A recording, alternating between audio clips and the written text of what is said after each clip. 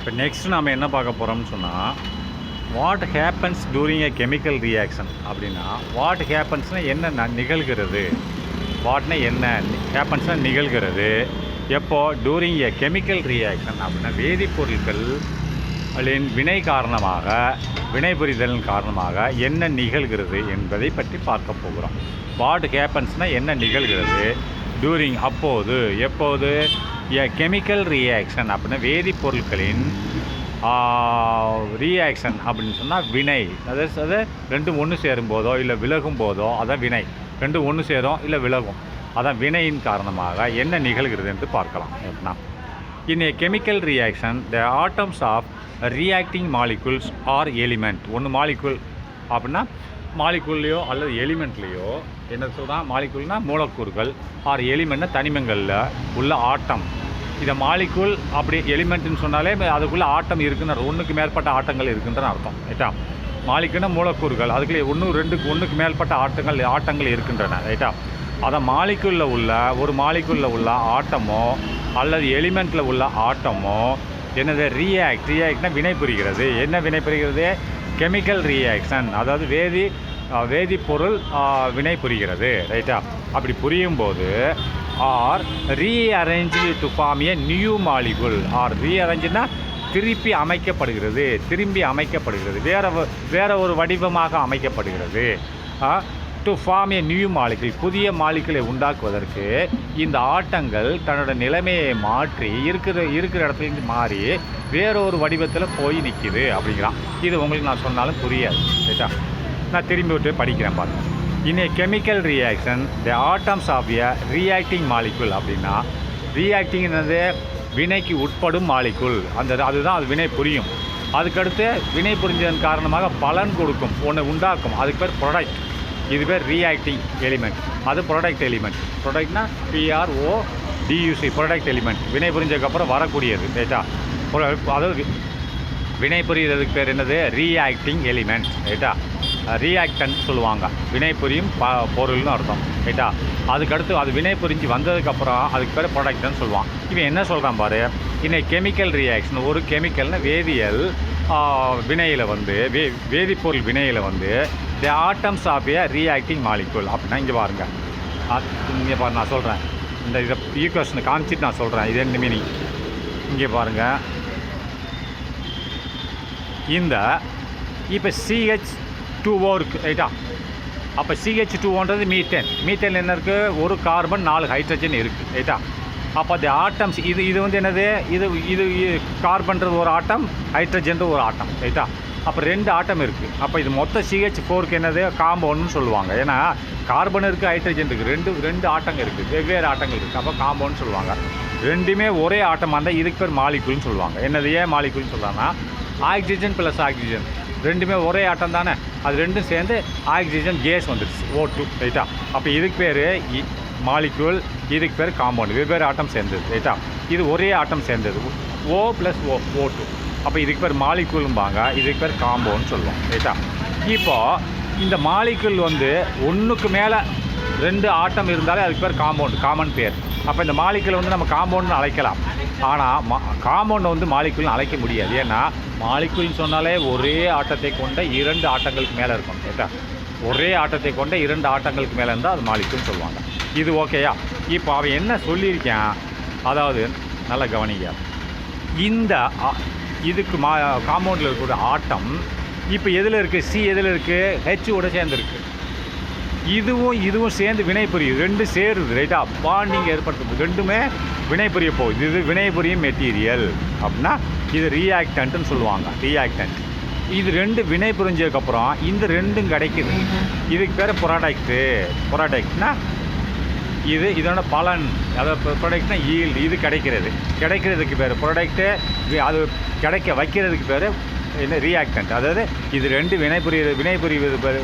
வினை புரியும் கெமிக்கல் ப்ராடக்ட்டுக்கு பேர், கெமிக்கல் எலிமெண்ட்டுக்கு பேர், சப்ஸ்டன்ஸுக்கு பேர் ரியாக்டன்ட். அப்படின்னா வினைப்படு பொருள், வினை புரியும் பொருள். ரைட்டா, அப்போ வினை புரிஞ்சு கிடைக்கிற பொருளுக்கு வந்ததை வினையில் கிடைக்கும் பொருள், வினையின் காரணமாக கிடைக்கும் பொருள். இது வினை புரியும் பொருள், இது வினையின் காரணமாக கிடைக்கும் பொருள். இதோட ஞாபகம் வச்சுப்பாங்க. இப்போ அவன் என்ன சொல்லியிருக்கான் அதில் நல்லா கவனிங்க. இங்கே பாருங்க, அவன் என்ன சொல்லியிருக்கான், இதில் உள்ள ஆட்டம் தன்னோட அமைப்பை மாற்றுது. இப்போ கார்பன் எதில் போய் சேருது, ரியாக்ஷன் ஆனதுக்கப்புறம் ஆக்சிஜன் கூட போய் சேர்ந்துருது. ரைட்டா, இங்கே எது கூட இருக்குது, வினை புரிவதற்கு முந்தி எதில் இருந்தது, ஹைட்ரஜன் இருந்தது. இந்த ஆட்டம் வினை புரிஞ்சதுக்கப்புறம் எங்கே போயிடுச்சு, ஆக்சிஜனோடு போயிடுச்சு. அப்போது இங்கே பாரு, ஹைட்ரஜன் எதில் இருந்தது, கார்பன் கூட இருந்தது. ஆனால் வினை புரிஞ்சதுக்கப்புறம் எங்கே போயிடுச்சு, ஆக்சிஜன் கூட போயிடுச்சு. மாறிடுச்சா, அது ரீஸ்ட்ரக்சர் ஆகிடுச்சா, ரீஅசம்பிள் ஆகிடுச்சா. அந்த ஆட்டம் எதில் இருந்தது எதில் போயிடுச்சு, மாறிடுச்சா, தன்னோட பொசிஷனை மாற்றிடுச்சா. பார்த்தீங்களா, அதேமாரி இங்கே தனியாக இருந்தது ஆக்சிஜன் கேஸு. ரைட்டா, ஆனால் இங்கே வினை புரிஞ்சதுக்கப்புறம் எது கூட போய் சேர்ந்துருச்சு, இது கூட போய் சேர்ந்துருச்சு. இது கூட போய் சேர்ந்துருச்சு, CO2வில் போய் சேர்ந்துருச்சு. ரைட்டா, CO2வில் போய் கார்பன் கூட போய் சேர்ந்துருச்சு. அப்போது இப்படி இருக்கும்போது அதை தான் அவன் எழுதியிருக்கான். என்ன எழுதியிருக்கான்னு பாருங்கள். என்ன எழுதியிருக்கான், இன் ஏ கெமிக்கல் ரியாக்ஷன், அதான் கெமிக்கல் ரியாக்ஷன், CH4 + O2. ரைட்டா, அப்போ கெமிக்கல் ரியாக்ஷன் அப்படின்னா வேதிப்பொருள்களின் வினைகள். ரைட்டா, வினைகளில் the atoms of reacting molecule, the atoms of reacting மாலிகுல்னால் அது வினை. இப்போ CH4 தான் ஆட்டம், அதில் உள்ள ஆட்டம் மீத்தேன். CH4 மீத்தேன், அதில் உள்ள ஆட்டம், அதான் ஆட்டம் ஆஃப் ரியாக்டிங் மாலிகுல். ரியாக்ட்னா வினை புரியும் மாலிகுலில் உள்ள CH4 மாலிகுல் தானே, CH4 காம்பவுண்டு, O2 மாலிகுல். என்னது, மாலிகுல் ஆர் எலிமெண்ட் ஆர் காம்பவுண்ட்னு ஒரு போட்டுக்கலாம். அதில் உள்ள ஆட்டமானது ரீஅரேஞ்சு, திருப்பி அமைக்கப்படுகிறது, மாற்றி அமைக்கப்படுகிறது. ரீஅரேஞ்ச் மாற்றி அமைக்கப்படுது. எங்கே போகுது, கார்பன் இதில் வச்சு கூட இருந்தது, அங்கே போய் என்ன O கூட போயிடுச்சா, மாற்றி அமைச்சிச்சா. இது அந்த பொசிஷன் மாறிடுச்சா. இங்கே H கூட இருந்தது, அங்கே போனவுடனே என்னாச்சு, வினை புரிஞ்சதுக்கப்புறம் O கூட சேர்ந்துருச்சு. ரைட்டா, அப்போ மாற்றி அமைக்கப்படுகிறது. ஆர் ரீஅரேஞ்சு, அப்படி மாற்றி அமைக்கப்பட்டு to form a new substance. அப்படின்னா நியூ மாலிகுல், புதிய மாலிகுலை கொடுக்குதா. இங்கே அங்கே என்ன கொடுக்குது, இங்கே பாருங்கள், திரும்பி நான் படிக்கிறேன். மாற்றி அமைச்சிட்டு புதிய மாலிகுலை கொடுக்குது. இங்கே பாருங்கள், CH4 இதில் C எது கூட சேர்ந்துருச்சு, மாற்றி அமைத்து தன் பொசிஷனை மாற்றி ஆக்சிஜன் கூட போயிடுச்சு. போய் இங்கே C வந்து H கூட இருக்கும்போது எதை கொடுத்துச்சு, மீத்தேனை கொடுத்துச்சு. அந்த அந்த ஆக்சிஜனோட சேர்ந்து என்ன ஒரு கார்பன் டை ஆக்சைடு கொடுக்குது. வேறு ஒரு எலிமெண்ட்டை கொடுக்குதா, வேறு ஒரு மாலிகுலை கொடுக்குதா, புரிஞ்சுதா. அப்போது இந்த C வந்து காம்பவுண்ட் வந்து நீ மாலிகுல்னு சொல்லலாம், ஆனால் மாலிகுலை காம்பவுண்ட் சொல்லணும். இது காம்பவுண்டு தான், ஆனால் மாலிகுல்னு சொல்லிக்கலாம். ஆனால் மாலிகுலை காம்பவுண்டு, இந்த O2 வந்து மாலிகுல், இதை காம்பவுண்ட் சொல்ல முடியாது. அப்போ இதை மாலிகுல், ரெண்டே மாலிகுல்னு சொல்லலாம். ஆனால் CH4 காம்பவுண்டு, ரெண்டு வேறு ஆட்டம். இப்போ C என்ற ஆட்டம் என்னாச்சு, தன்னோட நிலைமையை மாற்றி O கூட சேர்ந்து CO2 கொடுக்குது. ரைட்டா, அப்போ மாற்றிடுச்சா. C இங்கே இருக்கும்போது எதை கொடுத்துச்சு, மீத்தேனை கொடுத்துச்சு. அது வினை புரிஞ்சு அவுட்புட்டில் என்ன கிடைக்குது, வெளியே என்ன கிடைக்கும் போது கார்பன் டை ஆக்சைடை கொடுக்குது. அப்போ வேறு ஒரு மாலிகுலை கொடுக்குது. அதைத்தான் அவன் எழுதியிருக்கான் பாருங்கள். இன்னும் கெமிக்கல் ரியாக்ஷன், இந்த ரெண்டு வினை புரிவுக்கு பேர் கெமிக்கல் ரியாக்ஷன். அப்படின்னா வேதிப்பொருள்கள் ரெண்டு வினை புரியுதா. இப்போ மீத்தேனும் ஆக்சிஜன் வினை புரியுது, ரெண்டு வேதிப்பொருள் வினை புரியுதா. அப்போ அதைத்தான் இன்னைக்கு chemical reaction the atoms of reacting molecule. அப்போ இப்போ மீத்தேனில் உள்ள ஆட்டம், இப்போ கார்பன் இருக்குது, ஹைட்ரஜன் இருக்குது, அதான் the atom of the reacting element. இது ரெண்டு வினை புரியுது, ஆக்சிஜனும் CH4 வினை புரியுது. அது atom of the reacting element. Element or molecule, ஒன்று எலிமெண்ட் சொல்லலாம், மாலிகுல் ஆர் ஆட்டம். அதில் உள்ள ஆட்டமானது ஆர் ரீஅரேஞ்சு, மாற்றி அமைக்கப்படுகிறது. எப்படி மாற்றி அமைக்கப்படுது, இந்த C எதில் போய் சேர்ந்துருச்சு, O கூட சேர்ந்துருச்சு, மாற்றி அமைச்சிச்சா. மாற்றி அமைச்சு எதை கொடுக்குது, இங்கே C இங்கே இருக்கும்போது மீத்தேனை கொடுத்துச்சு, அங்கே உடனே கார்பன் டை ஆக்சைடு கொடுக்குது. டு ஃபார்ம் கொடுக்குறது எதை, நியூ மாலிகுல், புதிய மாலிகுலை கொடுக்குது. இவ்வளோ தான். அடுத்து நெக்ஸ்ட்டு என்ன சொல்கிறான்னு சொன்னால், old chemical bond between atoms are broken. அப்படின்னு old chemical bond between atom are broken அப்படின்னா அது மட்டும் இப்போ காமிக்கிறேன். இங்கே பாருங்கள், ஓல்டு கெமிக்கல் பாண்ட், இந்த ரியாக்ஷனில் ஓல்டு கெமிக்கல் பாண்ட் பட்வீன் ஆட்டம் வந்து என்ன ஆகுது, உடஞ்சி போயிடுதுன்றான். இங்கே பாரு, இதில் என்ன பாண்டில் இருக்குது, யார் கூட பாண்ட் ஆகிருக்கு, C வந்து 4 ஹைட்ரஜன் கூட பாண்ட் ஆகிருக்கு. இங்கே ஒரு ஹைட்ரஜன் கோவலன்ட் பாண்ட், இங்கே ஒரு ஹைட்ரஜன், இங்கே ஒரு ஹைட்ரஜன், இங்கே ஒரு 4 ஹைட்ரஜன் C பாண்ட் ஆகிருக்கு. ரைட்டா, இது ஓல்டு பாண்ட். CH4 என்னது, 4 ஹைட்ரஜன், C நடுவில் இருக்குது. அப்போ 4 ஹைட்ரஜனோட பாண்ட் ஆகிருக்கு. ரைட்டா, அப்போ இந்த பாண்டிங் வந்து உடைக்கப்படுகிறது. எவ்வாறாக உடைக்கப்படுகிறது, இது ஓல்டு பாண்ட் உடைக்கப்பட்டு இந்த C எது கூட போய் சேருது, நியூ பாண்டில் போய் சேருது. CO2 கார்பன் டை ஆக்சைடாக சேர்கிறது. ரைட்டா, கார்பன் டை ஆக்சைடு சேர்ந்துருச்சா. Carbon dioxide. அப்போ இந்த பழைய பாண்டு இணைப்பு உடைக்கப்பட்டு புதிய இணைப்பை உண்டாக்குகிறது. அதுதான் சொல்கிறான். ஓல்டு பாண்ட் புரோக்கன் அப்படி பழைய பாண்டு உடைக்கப்பட்டு, ஓல்டு கெமிக்கல் பாண்ட் அப்படின்னா பழைய வேதிப்பொருள்களின் பாண்ட் இணைப்பு பட்வீன் ஆட்டம்ஸ். ஆட்டம்ஸ்னால் பட்வீன் ஆட்டம்ஸ். இப்போ சிக்கு ஹச்சுக்கு நடுவில் சிஹெச் போடலாம் இணைப்பு இருக்கா? Between atoms. சிலேயும் ஆட்டம் இருக்குது, ஹெச்லேயும் ஆட்டம் இருக்குது. அதுக்கு நடுவில் உள்ள இணைப்பு பட்வீன் ஆட்டம்ஸ். ஆட்டம்களுக்கு நடுவில் உள்ள பழைய பாண்டை உடைச்சி ஆர் புரோக்கன் ஆர் உடைக்கப்படுகிறது. உடைச்சி and new chemical bond are formed produce. அப்படின்னா புதிய கெமிக்கல் பாண்ட் உண்டாகுதா? CO2 அப்படின்ற புதிய கெமிக்கல் பாண்ட் ஆயிடுச்சா? புதிய கெமிக்கல் பாண்ட் உண்டாகிறது, இணைப்பு உண்டாகிறது. ரைட்டா? ரெண்டு முடிஞ்சிச்சா? அடுத்து பாண்ட் புரோக்கிங் அப்சார்ப்ஸ் எனர்ஜி. அப்படின்னா பாண்டு புரோக்கிங் அப்சார்ப்ஸ்னா ஒரு வேலையை செய்கிறதுக்கு நம்மளுக்கு எனர்ஜி வேணும் இல்லையா? ஒரு வேலையை செய்யணும் நம்மளுக்கு சக்தி இருக்கணும். சக்தி இருந்தால் தான் வேலையை செய்ய முடியும். அப்போ இந்த பாண்டு உடையிறதுக்கு ஏதாவது எனர்ஜி தேவைப்படும். இல்லை அதுவாக உடைய முடியாது. ரைட்டா? சக்தி தேவைப்படும். ஆனால் பாண்டு இணைகிறதுக்கு எனர்ஜி தேவையில்லை. ரைட்டா? பாண்டு உடையணும்னா எனர்ஜி ஆற்றல் தேவை. இந்த இதில் பிரிக்கிறதுக்கு ஆற்றல் தேவை. ஆனால் இணைவதற்கு ஆற்றல் தேவையில்லை. ரைட்டா? அதுதான் சொல்கிறான். Bond breaking absorbs energy. அப்படின்னா பாண்டு புரோக்கிங் இந்த பாண்டு இந்த பாண்டுனா பிணைப்பு இணைப்பு.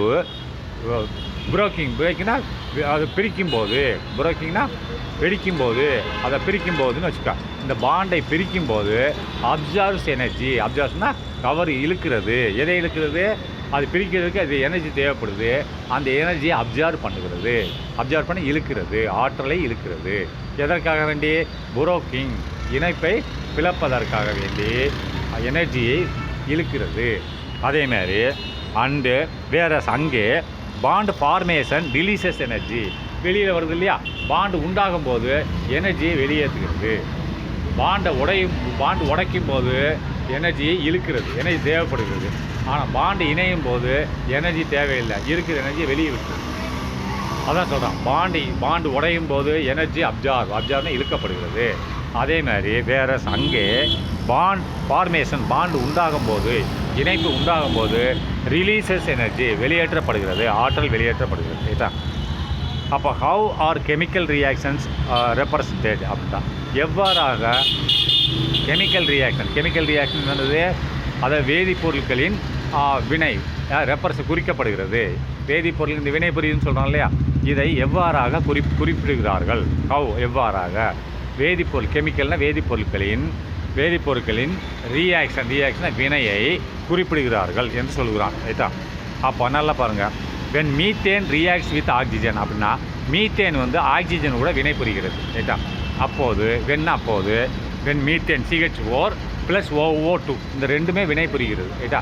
சேர்ந்து பாண்டை ஏற்படுத்தும் போது வினை புரியும் போது வென் மீத்தேன் ரியாக்ஷன் வினை புரிகிறது வித் ஆக்சிஜனோட வினை பெறும்போது it forms carbon dioxide and water.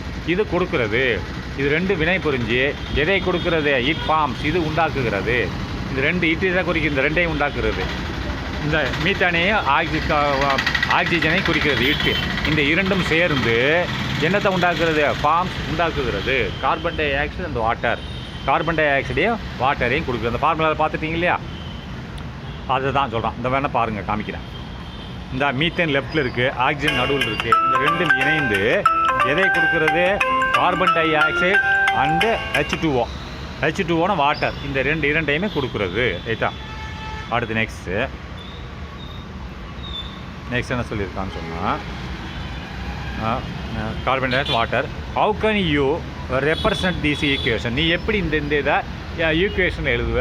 சமன்பாட்டில் எப்படி எழுதுவ? இப்படி மீத்தேனும் ஆக்சிஜனும் ஒன்று சேர்ந்து கார்பன் டை ஆக்சைடு அந்த வாட்டரை கொடுக்குதுன்னு சொல்கிறான்.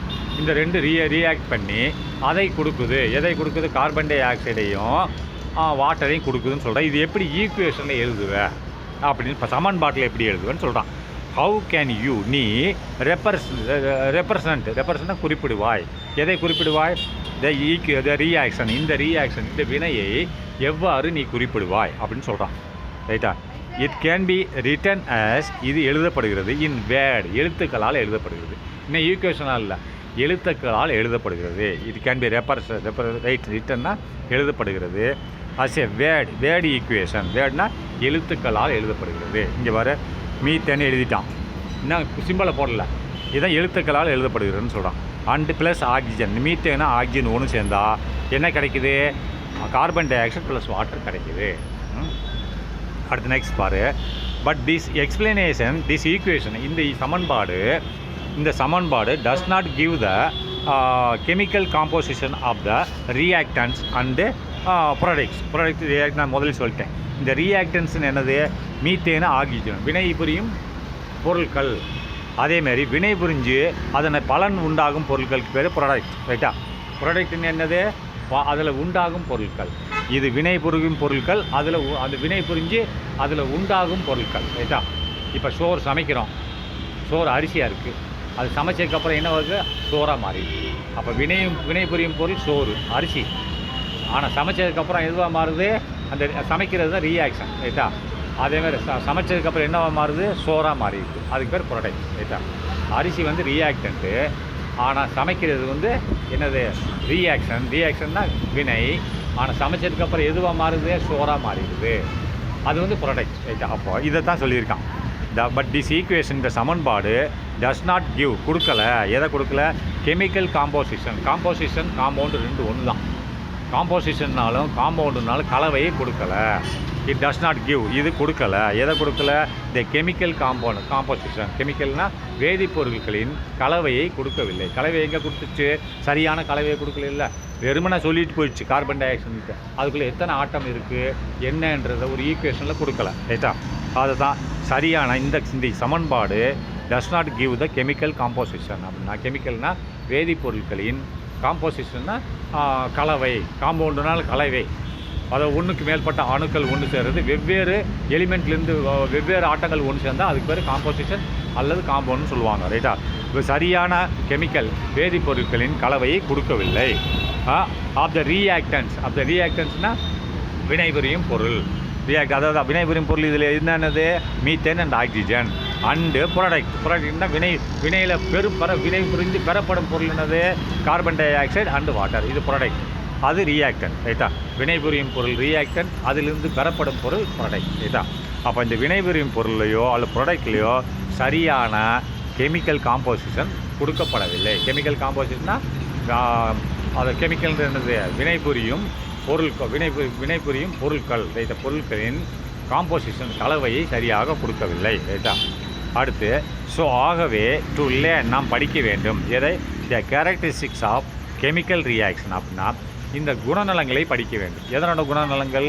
கெமிக்கல் ரியாக்ஷன் அப்படின்னா வேதிப்பொருட்களின் வினையில் உட்படும் வேதி வினையில் உட்படும் வேதிப்பொருட்களின் குணநலங்களை படிக்க வேண்டும். இந்த கேரக்டரிஸ்டிக் தான் குணநலங்கள். தன்மை அதனோட தன்மையை நாம் பார்க்க வேண்டும், படிக்க வேண்டும். எதனோட தன்மை? கெமிக்கல் ரியாக்ஷன்ஸ் அப்படின்னா வேதிப்பொருட்கள் வேதி வினையில் உட்படுது இல்லையா? வேதி வினையில் உட்படும் அந்த பொருட்களின் கேரக்டரை பார்க்க வேண்டும், குணநலங்களை பார்க்க வேண்டும். It is represented by chemical equations. இது குறிக்கப்படுகிறது. இட் இஸ் ரெப்ரசன்டேட்டர்னா குறிக்கப்படுகிறதுனா ஆஃப் கெமிக்கல் ஈக்குவேஷன்னா வேதியியல் சமன்பாடுன்னு சொல்லலாம். இந்த CH4 + O2 = CO2 + H2O சொல்கிறோம் இல்லையா? அதுதான் வேதியியல் சமன்பாடு. இவைகள் குறிக்கப்படுகின்றன எவ்வாறாகன்னு சொன்னால் கெமிக்கல் ஈக்குவேஷன் அப்படின்னா வேதிப்பொருள்களின் சமன்பாடாக குறிக்கப்படுகின்றன அப்படின்னு சொல்கிறான். ரைட்டா? நெக்ஸ்ட்டு இந்த கெமிக்கல் ஈக்குவேஷனில் வந்து the chemical of the reaction are represented. அப்படின்னா இந்த கெமிக்கல் கெமிக்கல்னால் வேதிப்பொருட்களின் ஈக்குவேஷன் சமன்பாட்டில் எது குறிப்பிடுறாங்க? The chemicals of the reactions are represented. அதில் உள்ள கெமிக்கல்னு வேதிப்பொருள்களின் ரியாக்ஷன்னா ஆக்ஷன்னா செய்முறைகள், ரியாக்ஷன்னா வினை, வேதிப்பொருட்களின் வினைகள் குறிக்கப்படுகின்றன பை தர் கெமிக்கல் ஃபார்முலாஸ். எப்படி குறிக்கப்படுகின்றன? பை தர் கெமிக்கல்னால் வேதிப்பொருட்களின் ஃபார்முலான்னு என்னது? அதனோட குறியீடு. வேதிப்பொருளின் CH4 குறியீடு தானே. மீத்தேன் எழுதுகிறோம் METH1, அது குறியீடு கிடையாது. CH4 குறியீடு. அதனோட குறியீடுகளால் குறிக்கப்படுகின்றன. Right? Next methane formula. The compounds R elements which undergo reactions. அப்படின்னா காம்பவுண்டுன்னா கலவை மற்றும் எலிமெண்ட்னா தனிமம். இந்த காம்பவுண்ட் கலவை அல்லது தனிமம் விச் அண்டர்கோன்னா செயல்படுகிறது. எது செயல்படுகிறது? எதற்கு? ரியாக்ஷன்ஸ்னால் வினைக்கு உட்பட்டு செயல்படுகிறது, வினை புரிய செய்கிறது. ஒரு காம்பவுண்டோ அல்லது ஒரு எலிமெண்ட்டோ வினை புரிந்தால், வினைக்கு உட்பட்டால், அண்டர்கோனா வினைக்கு உட்பட்டால், வினை புரிய உட்பட்டால், அதான் ரியாக்டன்ட்னு போட்டான். வினை புரிய உட்பட்டால்னா ரியாக்டன்ட் தானே வினை புரியும். வினை புரிஞ்சு கிடைக்கிறதுக்கு பேர் ப்ராடக்ட். ரைட்டா? வினை புரிய உட்பட்டால் are shown in to the left side. அவைகளை எங்கு காண்பிக்கிறோம்? இடது சைடில் காண்பிக்கிறோம். இடது சைடில் எல்லாம் உள்ளது வினை புரியுது வருது, வலது சைடில் உள்ளதெல்லாம் வினையில் கிடைக்கிறது, அதான் ப்ராடக்ட். ரைட்டா? இடது சைடில் உள்ளது ரியாக்டன்ட், வலது சைடில் வினை புரிஞ்சதுக்கப்புறம் கிடைக்கிறதுக்கு பேர் ப்ராடக்ட். ரைட்டா? அதை நாம் எவ்வாறு காமிக்கிறோம்? To the left side of the arrow. அந்த ஆரோ அம்புக்குறிக்கு இடது சைடில் காமிக்கும். இங்கே வர இந்த அம்புக்குறிக்கு இடது சைடில், இந்த அம்புக்குறிக்கு இடது சைடில், இது இடது சைடில் உள்ளதெல்லாம் என்னது? ரியாக்டன்ட். வலது சைடில் உள்ளதெல்லாம் ப்ராடக்ட்டு. இது வினை புரியும், வினை புரிந்து இதை கொடுக்கும். ரைட்டா? இது அரிசி, இது அடுப்பு, இது எரிக்கி, இதான் வினை புரிதல். இது அரிசி வினை புரியும், அந்த வினை புரியுறதுக்கு பயன்படும். ரைட்டா? பொருட்கள். ஆனால் வினைன்றது இது வினை புரிதல். ரைட்டா? வினை புரிஞ்சு என்ன கிடைக்கிது? சோறு கிடைக்கிறது, இது கிடைக்கிறது. ரைட்டா? அதான் தான் சொல்லலாம். இந்த லெஃப்ட் சைடில் உள்ள வினை புரியும் பொருள், ரைட் சைடில் எல்லாம் ப்ராடக்ட், வினையில் கிடைக்கும் பொருள். நடுவில் உள்ள 6ஆம் மார்க்குக்கு லெஃப்டில் உள்ளது வினை புரியும் பொருள், இது வினையில் கிடைக்கும் பொருள். ரைட்டா? அதான் எழுதியிருக்கான். ரைட்டா? வேறு எதுவும் இல்லை. என்ன போட்டுக்கான்? நான் திரும்பி படிக்கிறேன். த காம்பவுண்ட் ஒரு கலவை அல்லது எலிமெண்ட் சிஹெச் போன்ற ஒரு கலவை அல்லது எலிமெண்ட் சொல்லிக்கலாம். ரைட்டா? விச் அண்டர்கோ, அது செயல்படுகிறது. எதற்கு செயல்படுகிறது? ரியாக்ஷன்ஸ். அப்படின்னா வினைக்கு செயல்படுகிறது, வினை புரிய செயல்படுகிறது. அதான் ரியாக்டன்ட் சொல்லிட்டான். வினை புரிய செயல்படுற ரியாக்டன்ட் தான். ரைட்டா? அந்த ரியாக்டன்ட் எங்கே காமிச்சிருக்கான்? ஆர் ஷோன், காண்பிக்கப்பட்டுள்ளது. To the left of an arrow. அந்த 6ஆம் மார்க்கு இடது சைடில் காமிச்சிருக்கேன்னு சொல்கிறான். அதெல்லாம் ரியாக்டன்ட் சொல்கிறான். அண்டு த காம்பவுண்ட் உண்டாகுனது, அதனால் வினை புரிஞ்சு உண்டானதுக்கு ரைட் சைடில், அதான் சொல்கிறோம். அந்த காம்பவுண்ட் ஃபார்முடு உண்டாக்கப்பட்டது, அதுக்கு பேர் ப்ராடக்ட். நான் சொன்ன வலது சைடில் ஒரு ப்ராடக்ட். காம்பவுண்ட் கலவை உண்டாக்கப்பட்டது, உண்டாக்கப்பட்டது, பிராக்கெட்டில் product are shown in to the right side of the arrow. வலது சைடில் காமிக்கப்பட்டது. ரைட்டா? த ஆரோ இண்டிகேட்ஸ். ஆரோ குறிக்கிறது, எதை குறிக்கிறது? The direction of the reaction. அது ரியாக்ஷன்னா வினையின் திசையை குறிக்கிறது. எந்த திசையிலேருந்து எந்த திசையில் வினை புரியுது அப்படின்னா, இடது சைட்லேருந்து வினை புரிகிறது, வலது சைட்லேருந்து பலன் குறிக்கிறது. வலது சைடு கொடுத்துட்டானா, அதான் இந்த ஆரோ மார்க் இண்டிகேஷன். அந்த ஆரோ மார்க் இண்டிகேட் பண்ணி குறிப்பிடுகிறது. எதை குறிக்கிறது? த டைரக்ஷன் திசையை குறிக்கிறது. ஆஃப் த ரியாக்ஷனாக வினையின் திசையை குறிக்கிறது. அப்போ லெஃப்ட் சைட்லேருந்து போய் ரைட் சைடில் ஆரோ மார்க் போட்டுக்கோனா, அப்போ லெஃப்ட்டில் வினை புரியுது, ரைட்டை நோக்கி போகுது, வினை புரிஞ்சு ரைட்டில் போய் கொடுக்குது. ரைட்டா? அப்போ ஆகவே த எஃபோர்செட் ரியாக்ஷன், மேலே சொல்லப்பட்ட வினையின் காரணமாக, எஃபோர்செட்னா மேலே சொல்லப்பட்ட இந்த வினை சொல்லியிருக்காங்க இல்லையா, அந்த வினையை கீழே சொல்கிறான். த எஃபோர்செட் ரியாக்ஷன் வினை can be written as follows. அது எவ்வாறாக எழுதப்படுகிறது? Can be written as follows கீழ்கண்ட மாதிரி எழுதப்படுகிறது. உதாரணமாக மேலே சொல்லிட்டாங்க, மீத்தேன் ப்ளஸ் எழுதியிருக்காங்களே, methane plus carbon dioxide, methane plus oxygen வினை புரிஞ்சு carbon dioxide plus water கொடுக்குன்னு எழுதியிருக்காங்க. எழுத்தால அதை இப்படி எழுதுகிறான். எப்படி? CH4 ப்ளஸ் CH4 தான் மீத்தேன், அதேமாதிரி O2ன்றது ஆக்சிஜன். இந்த ரெண்டு வினை புரிஞ்சு எதை கொடுக்குறது? இது வினை புரியுறதுக்கு ரியாக்டன்ட்டு. எதை கொடுக்குறது? CO2 plus H2O. CO2 carbon dioxide plus water. அப்போ இது என்னது? ப்ராடக்ட்டு, வினையில் கிடைக்கக்கூடிய பொருட்கள், வினை புரிந்ததில் கிடைக்கக்கூடிய பொருட்கள். ரைட்டா? அப்படி நெக்ஸ்ட்டு அடுத்ததில் பார்க்கலாம்.